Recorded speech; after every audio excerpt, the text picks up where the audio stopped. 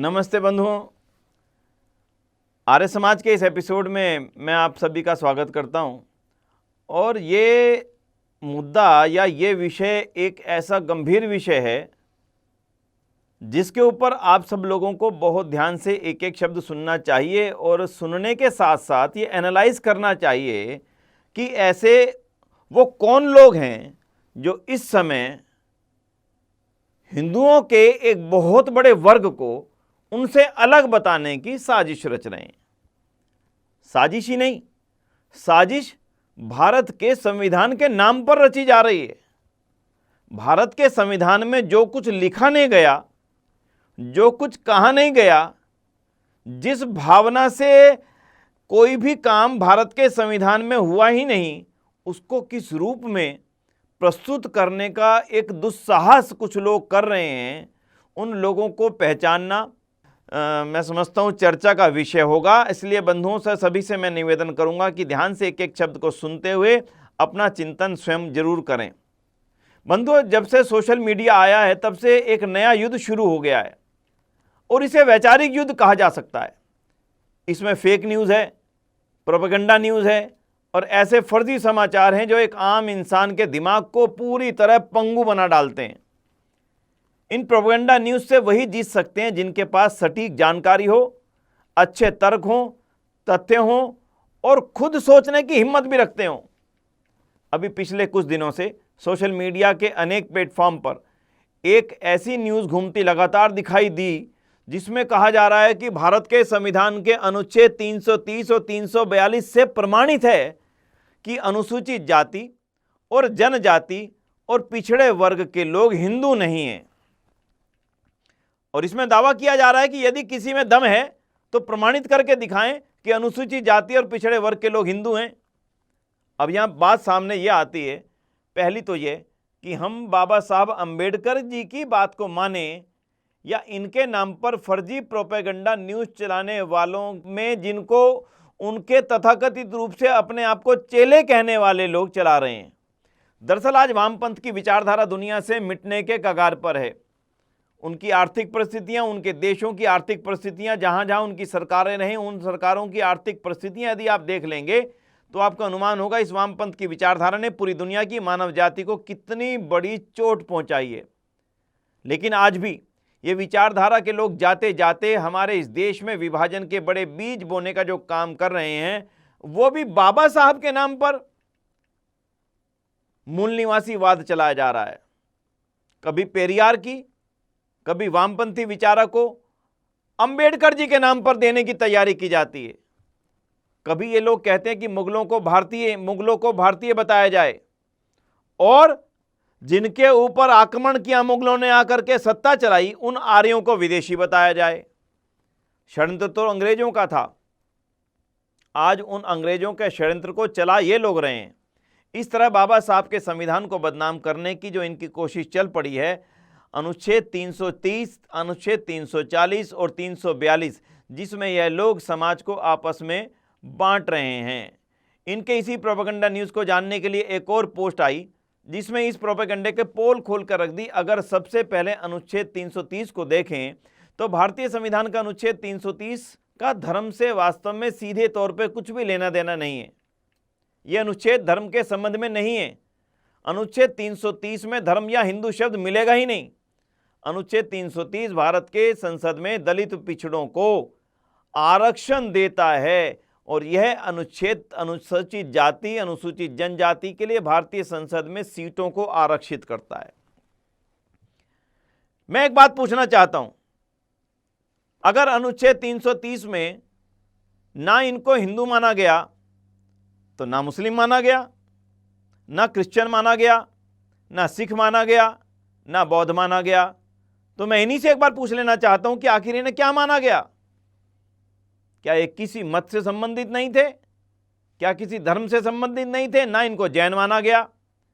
सबसे पहले इनको यह उत्तर देना पड़ेगा कि अगर धारा 330 और 340-42 में इनको हिंदू नहीं माना गया तो फिर इनको कौन से धर्म का अनुयायी कहा गया? जब ये अपने धर्म के आगे कॉलम में, जो कि भारत सरकार की व्यवस्था है, ठीक या गलत इसकी चर्चा अलग है, लेकिन जब इस कॉलम में लिखना पड़ता है तो उस कॉलम में इनके लोग क्या लिखते हैं?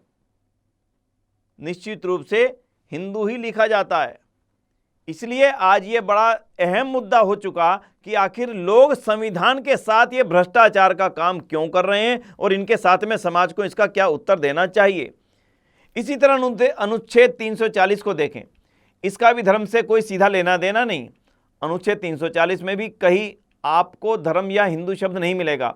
अनुच्छेद 340 पिछड़े वर्ग के लिए कमीशन बनाने के लिए, पिछड़े वर्ग की लिस्ट में कौन कौन शामिल होंगे, क्या इसके मापदंड होंगे, क्या इसकी सिफारिशें की जाएं, बल्कि इस संबंध में कमीशन को अपनी रिपोर्ट तैयार करने को कहा गया है।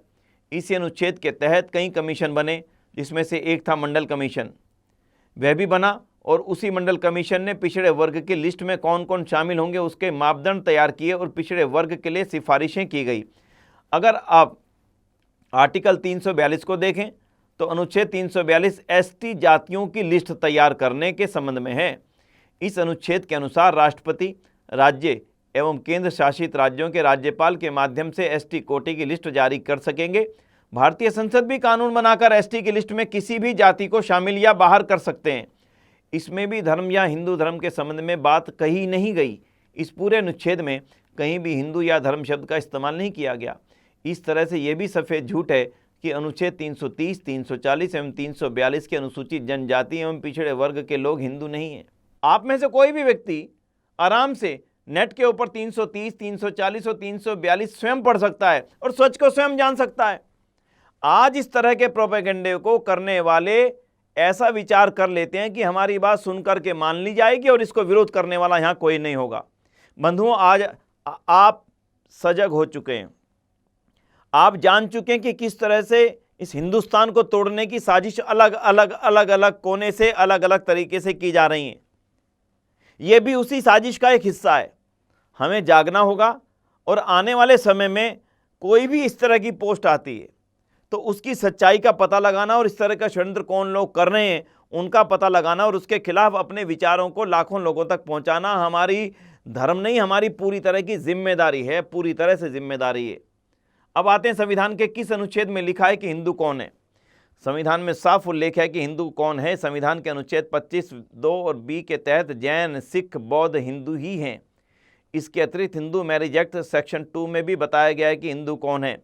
हिंदू मैरिज एक्ट सेक्शन 2 के अनुसार वीरशैव, लिंगायत, आर्य समाज, प्रार्थना समाज, ब्रह्म समाज हिंदू हैं। दूसरे खंड में जैन, सिख, बौद्ध हिंदू हैं और मुस्लिम, ईसाई, पारसी, यहूदी को छोड़कर शेष सभी भारत में रहने वाले नागरिकों को हिंदू बोला गया है।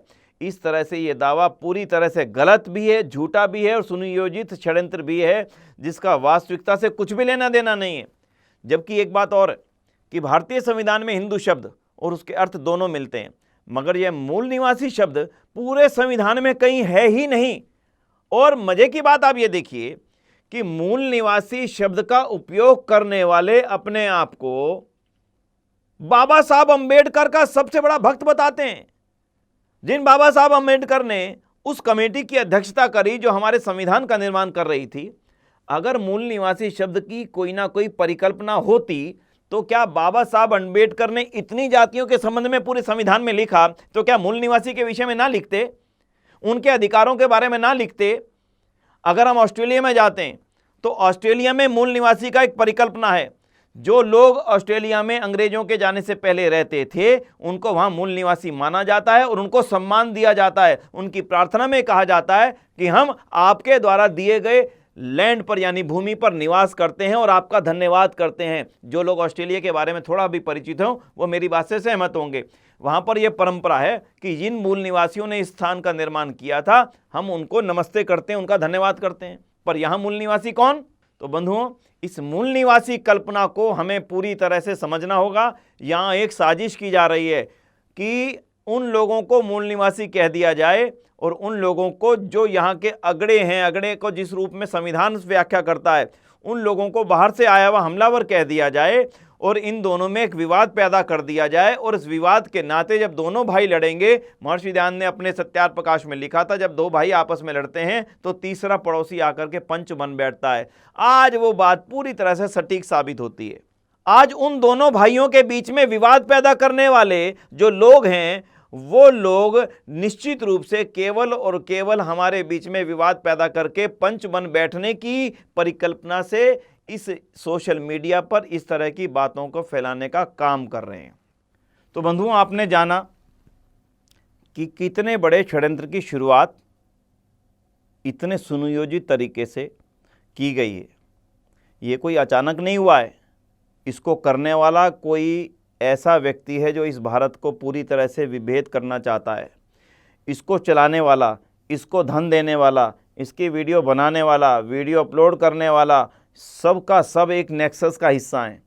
हमें इस नेक्सस को समझना पड़ेगा, हमें इस ग्रुप को समझना पड़ेगा, हमें इस ग्रुप की भावना को समझना पड़ेगा।